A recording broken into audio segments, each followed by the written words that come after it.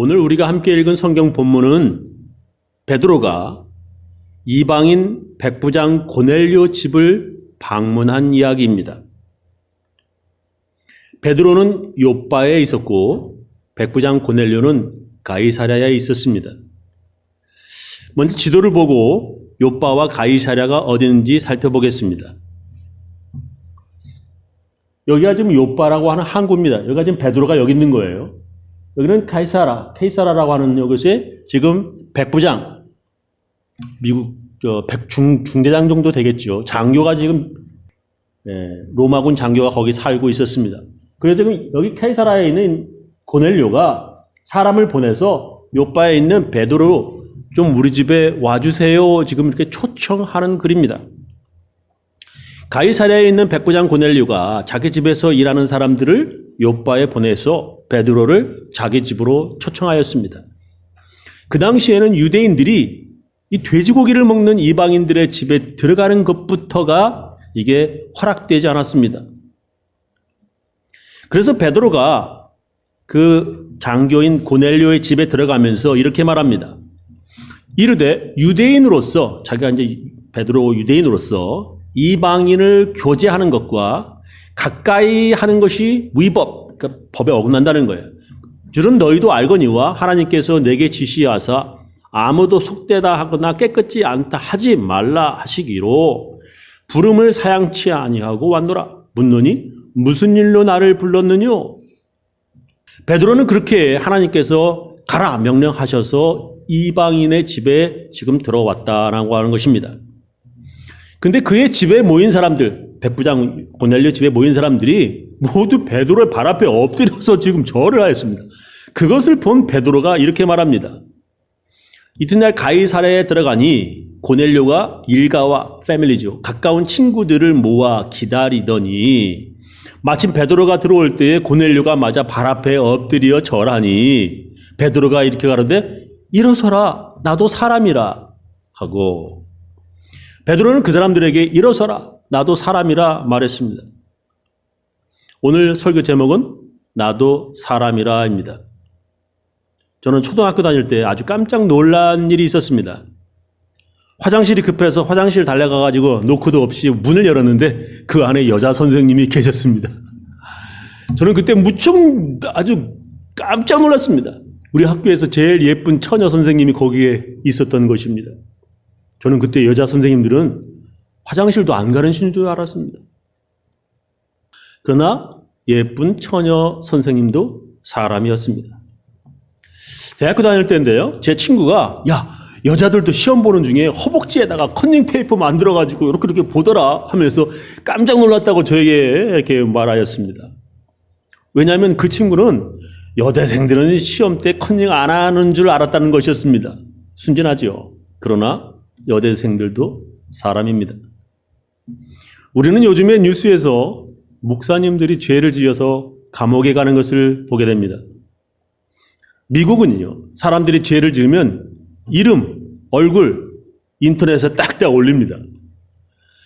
그래서 구글에 검색하여 봤더니 많은 목사님들의 머그샷, 그러니까 죄를 지으면 찍는 사진들 이게 검색되었는데 한두 개가 아니에요.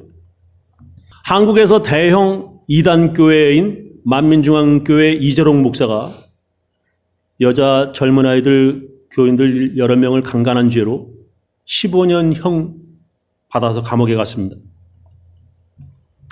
저런 이재롱 목사인데 저렇게 감옥에 수갑 차고 들어갔죠. 충격, 만민중앙성결교회 이재롱 목사 징역 15년 선고. 그 교회는 교인들이 15만 명이나 되는 대형 교회랍니다. 15만, 이게 감히 생각이 되겠습니까? 이 교회가 아주 저렇게 대단해요. 무슨 사람들이 모인 거 보니까 아주 대단합니다. 그래서 무슨 이렇게 부흥회 같은 데 가면은 저렇게 아주 구름처럼 사람들이 모입니다. 무슨 목사가 무슨 왕 같아요. 저렇게. 이재롱 목사는 마치 왕처럼 신처럼 행동하였습니다. 이렇게 많은 목사들이 죄를 지어 감옥에 갑니다. 어떤 사람들은 권사와 장로, 목사들도 죄 짓는다고 손가락질하면서 교회에 가지 않으려고 합니다. 여러분, 권사님, 장로님, 그리고 목사님들도 사람입니다. 오늘 우리가 함께 읽은 본문을 보면 베드로가 백부장 고넬료의 초청을 받아서 그의 집에 들어갔을 때 그의 가족들과 가까운 친구들이 모두 베드로를 보고 그에게 발 앞에 엎드려 절을 하였습니다. 베드로는 그들을 일으켜서 일어나시라고, 나도 사람입니다 라고 말을 하였습니다. 그들이 왜 베드로 앞에 엎드려 절을 한 것입니까? 베드로는 요바에서 우리가 다 배웠죠? 죽은 다비다를 다시 살렸고요. 그전에는 루다에서 중풍병자 애니야를 치료하였습니다. 또 그전에는 우리가 다 배웠지만 성전 앞에서 구걸하던 안준뱅이도 베드로가 금과 은나 없어도 예수 이름으로 치료하였습니다. 그런 소문들이 주위에 퍼지면서 베드로는 놀라운 기적을 일으키는 예수님 같은 사람이 되었습니다. 그런 놀라운 능력의 베드로였기에 사람들이 지금 그에게 엎드려 절을 하는 것입니다. 그러나 베드로는 그들에게 나도 사람이라 말합니다. 나도 사람이라고 하는 뜻은 나도 당신들과 같이 죄인이라고 하는 뜻입니다. 나는 전에 예수님 모른다고 3번씩이나 부인한 연약한 제자였다는 것입니다. 나는 죄 하나도 안 짓는 예수님 같은 사람이 아니라고 하는 것입니다. 저는 그렇게 말하는 베드로를 참 좋아합니다. 목사들 중에서도요, 자기가 마치 예수님이 있냐, 뭔가 대단한 능력의 소유자 있냐, 거들먹거리는 목사들 저는 싫어합니다. 한국에서 대형교회 목사들이 미국에 와서 부흥회를 하면서 자기가 대단한 능력 있는 목사라고 떠들어대는 것을 저는 보았습니다. 그러나 그들도 한낱 사람입니다. 천주교에서 예수님을 낳은 마리아를 숭배하는 것 보면 마치 마리아가 예수님과 같은 동등한 위치라고 느껴집니다. 그러나 마리아도 우리와 같은 사람입니다. 베드로가 말한 나도 사람이라, 자기도 사람이라 말하는 것은 자기도 우리와 똑같이 배고프면 밥 먹어야 하고 먹었으면 화장실 가야 하는 사람들이고 본능적인 욕망과 또한 우리가 똑같이 죄 짓는 자들이라는 것입니다. 사도행전 14장에 보면 우리가 이제 배울 건데요. 우리가 계속 사도행전 배우고 있습니다. 베드로뿐만 아니라 사도 바울과 바나바도 베드로처럼 나도 사람이라고 말하는 것이 사도행전 14장에 기록되어 있습니다.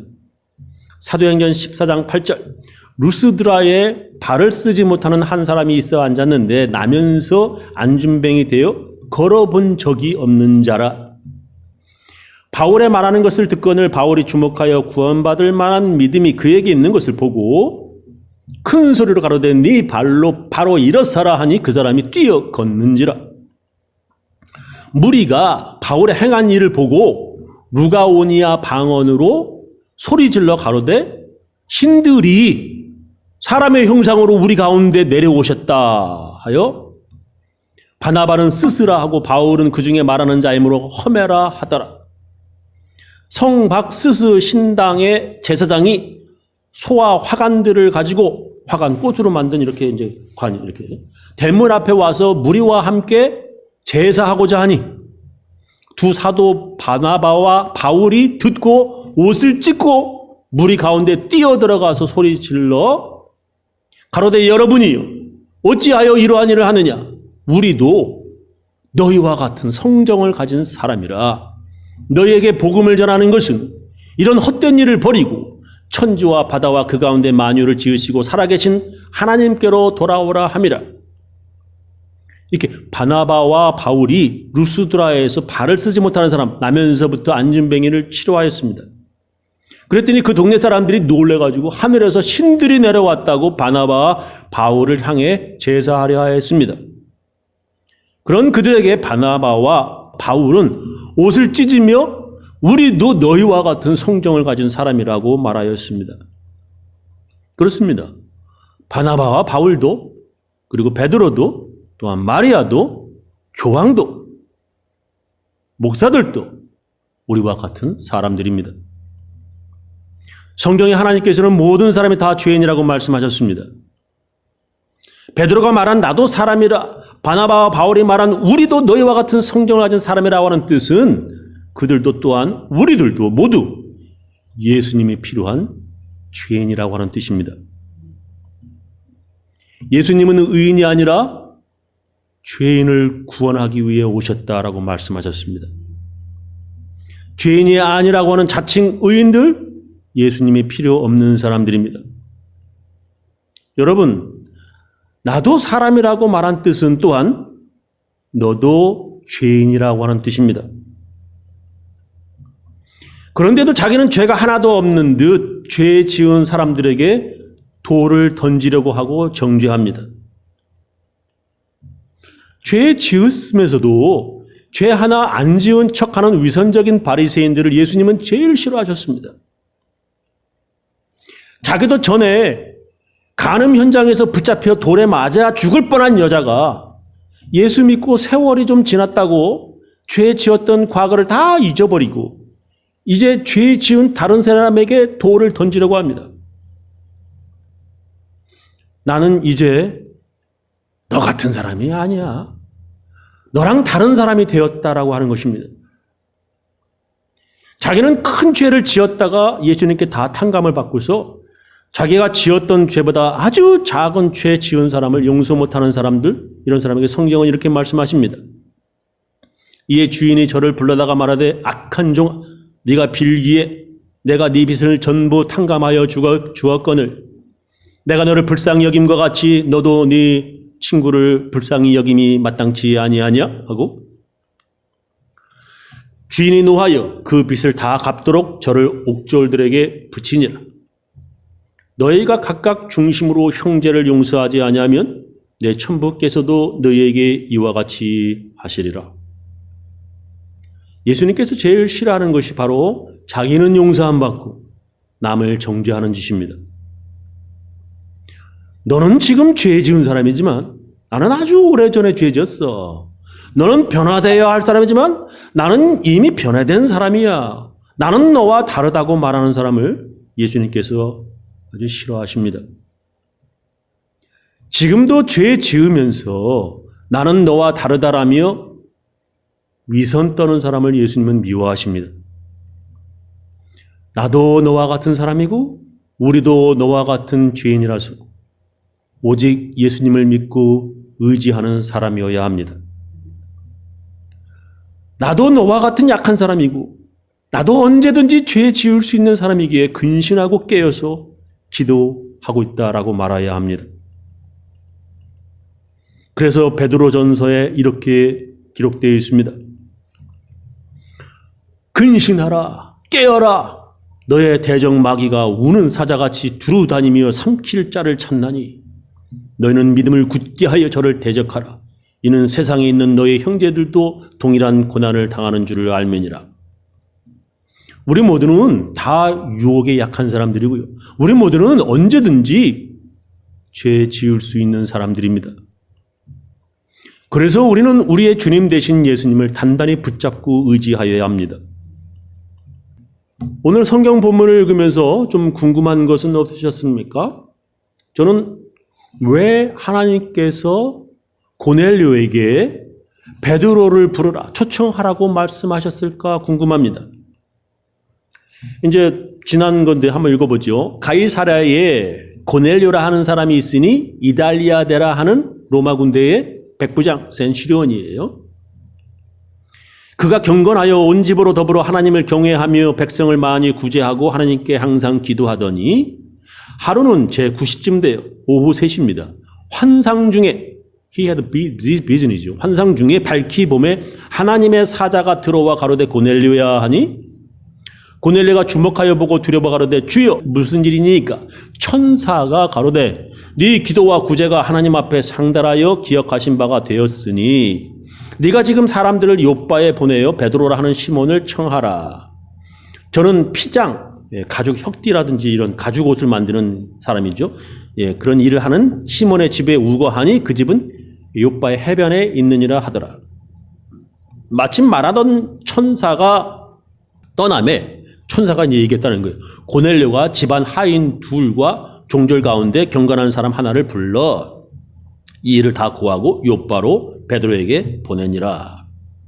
환상 중에 주의 사자, 천사가 고넬료에게 말했다는 것입니다. 또한 베드로 역시 환상 중에 하늘에서 보자기가 내려와서 그 안을 보니까 돼지, 고기, 부정한 짐승들이었고 하나님께서 베드로에게 그거 죽여서 잡아먹으라 이렇게 말씀하셨습니다. 이렇게 환상 중에 그들은 보았고 들었습니다.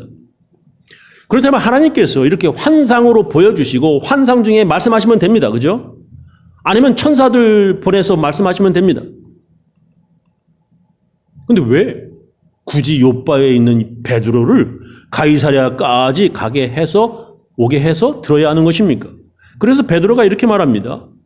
베드로가 이렇게 가로되 일어서라 나도 사람이에요 하고 더불어 말하며 들어가 여러 사람의 모인 것을 보고 이르되 유대인으로서 이방인을 교제하는 것과 가까이 하는 것이 의법인 줄은 너희도 알거니와 하나님께서 내게 지시하사 아무도 속되다 하거나 깨끗이 않다 하지 말라 하시기로 부름을 사양치 아니하고 왔노라. 묻는 뭐 때문에 나를 불렀습니까?